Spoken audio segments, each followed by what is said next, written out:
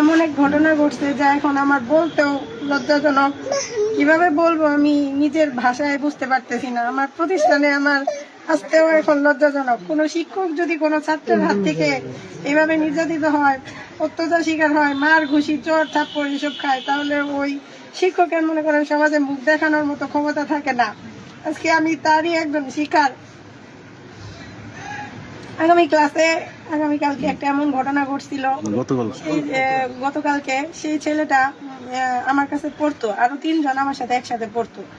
তারা কিছুদিন আমার কাছে পড়ছে, পরে হঠাৎ করে প্রাইভেটে যায় না। তাদের বেঁচে একজন সাথে যাইতো, সে হঠাৎ করে বৃষ্টির দিন একদিন আমার কাছে গেছে, যে বলতেছে ম্যাডাম প্রাইভেট পড়বো, আসছি আমি। পরে আমি বললাম যে আর বাকি 2 জন আছে, ওই বাকি 2 জন কোথায়, ওই 2 জনকে নিয়ে আসো।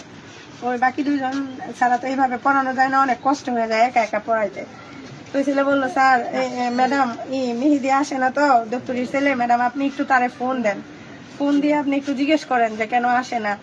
পরে আমি বললাম যে আচ্ছা ঠিক আছে দাও, আমি ফোন দিছি। ফোন দিয়ে বললাম এইভাবে যে আসো না, সায়েন্সের পড়া তোমরা তো পারবা না, একদিন স্কুলে আসো, 7 দিন স্কুলে আসো না, কিভাবে পড়বা?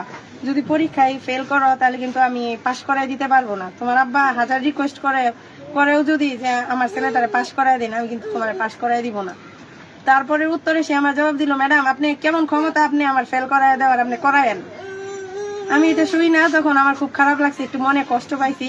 তখন আমি বললাম যে আচ্ছা ঠিক আছে বাদ দাও, তোমাদের আমি আর পড়াবো না, তোমাদের আর পড়াশোনা করতে হবো না, আমি আর পড়াবো না।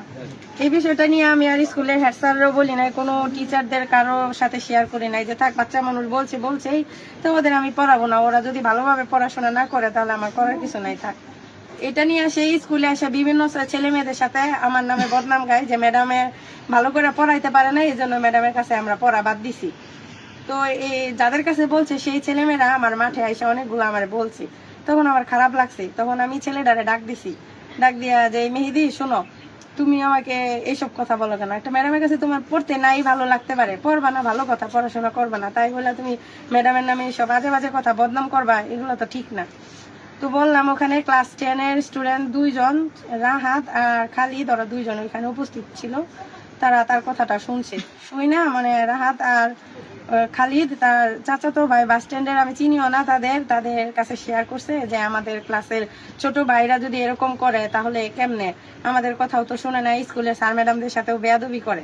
তারপর জুবাইর নাকি জানি নাম, ওই ছেলেটা আইসা স্কুলে ওই মেহেদিকে ডাইকা নেয়, ক্লাস থেকে ডাইকা নিয়ে তাকে অনেক কিছু নাকি বলে, যে আমরা জীবনেও স্যারদের সাথে এভাবে করি না, বিগত কত বছর হয়েছে আমরা রাস্তা দিয়ে সাইকেল চালায়, যখন আমরা স্কুলে যখন গেছি স্যারদের সামনে পাইছি, আমরা সাইকেল থেকে নাইমা সালাম দিয়ে হাইটে আমরা গেছি, এতটুকু সম্মান করছি, আর তোমরা স্যার ম্যাডামদের সম্মান করো না, বড় ক্লাসের সিনিয়রদের ছেলেদের মানো না, এগুলো বলে অনেক কিছু বলছে।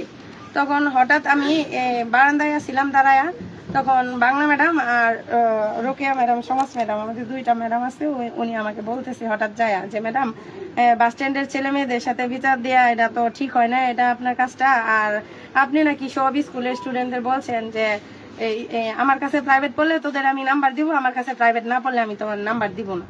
তখন আমি ম্যাডামদের বললাম, ম্যাডাম শুনেন, স্কুলের বিষয় এগুলো, আমি যদি কোনো অন্যায় প্রতিবাদ হয়, কোনো একটা সমস্যা হয়, আমি হেড স্যাররে বলবো আগে, আমি অ্যাসিস্ট্যান্ট স্যারকে, হেড স্যারকে বলবো, আমি প্রধান শিক্ষক আছে তাকে বলবো, আমি জানাবো, আমি কেন বাস স্ট্যান্ডের ছেলে মেয়েদের আমি বলতে যাব? আর আপনার কি মনে হয় একটা টিচার কোনোদিন শিক্ষক স্টুডেন্টদের বলবে যে আমি করব না, আমি তোরা যদি আমার কাছে প্রাইভেট পড়োস তাহলে আমি তোদের প্রাইভেট পড়াবো, আর পাস করাবো পরীক্ষায়, আর প্রাইভেট না পড়লে আমি ফেল করবো? আপনাদের কি মনে হয় এরকম? কয় আপনার বিরুদ্ধে সবাই বলতেছে, ওই এক ম্যাডামে বললো, বাংলা ম্যাডামে বললো যে আপনার বিরুদ্ধে সবাই বলতেছে ক্লাসের। আমি বলছি কোন ছেলে মেয়েরা বলে, যান আমি যাই, সবার সাথেই আমি কথা বলি, আপনাদের আমি দেখাই, জিজ্ঞেস করি সবার সামনে।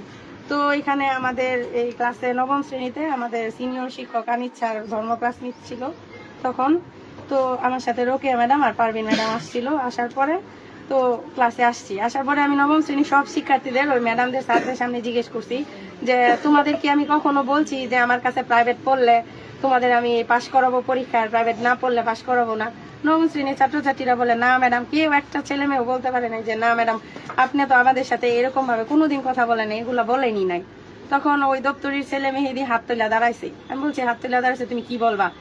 আমি কি বলছি তোমাকে? কই ম্যাডাম আপনি আমাকে পড়াবেন না করছেন, আপনি আমাকে পরীক্ষায় ফেল করাবেন বলছেন, আমাকে ফেল করায় দিবেন, করবেন। পরে আমি বলছি যে ফেল করায় দিব, আমি তোমাকে এটা কখন বললাম যে ফেল করায় দিব? কোনো একটা শিক্ষক কি স্টুডেন্টে চাই যে ফেল করাইতে? আমি তোমাকে এইভাবে বলছি যে পরীক্ষায় যদি ফেল করো, ক্লাসে আসো না, স্কুলে আসো না, ভালো করে পড়াশোনা করো না, যদি ফেল করো তোমার আব্বা 1000 রিকোয়েস্ট করলেও আমি তোমাকে পাস করাবো না। উত্তরে তুমি আমার কি কথাটা বলছিলা যে ম্যাডাম আপনি কেমন ক্ষমতা, আপনি আমারে ফেল করাইলে করায়েন। তাহলে এইসব কথা বলো। আমার সে চোখ রাগায় ধইরা মানে এমন ভাবে অবস্থা, তুই এর মতো উচ্চারণ করে আমার সাথে চোখ রাগান্বিত করে আমার এমন একটা বাজে গালি দেওয়া শুরু করছে। তখন এটা দেখা আমি মনে করেন কাছে যাই, আমিও তার গালে একটা চর দিছি। চর দেওয়ার পরেই সে কি করলো, উল্টা আমার গায়ে চর, আর স্যারদের সামনে এতগুলো স্টুডেন্টদের সামনে মনে করেন আমার হাতে 4-5টা ঘুষি। আমার হাতে এখনো দেখেন এইভাবে ফুইলা আছে, হাত নিয়ে আমি বোঝা হইতে পারতেছি না। এই মনে করেন আমি আজকে এই ঘটনাটা যদি আজকে অন্য একটা টিচারের কাছে ঘটতো, টিচারের সাথে, এই এলাকার অন্য একটা ম্যাডামের সাথে ঘটতো, তাহলে কি অবস্থাটা হইতো? এই দপ্তরের কি বাড়িঘর আজকে ঠিক থাকতো? কেউ এভাবে ঠিক থাকতে বসে থাকতে পারতেন না। আর আমি এক অন্য দেশ থেকে আসছি দেখে আমার কাছে কেউ নাই একটা পাশে দাঁড়ানোর মতো। খুবই লজ্জাজনক এই বিষয়টা, আমি বলার মতো আমার বাসা নাই।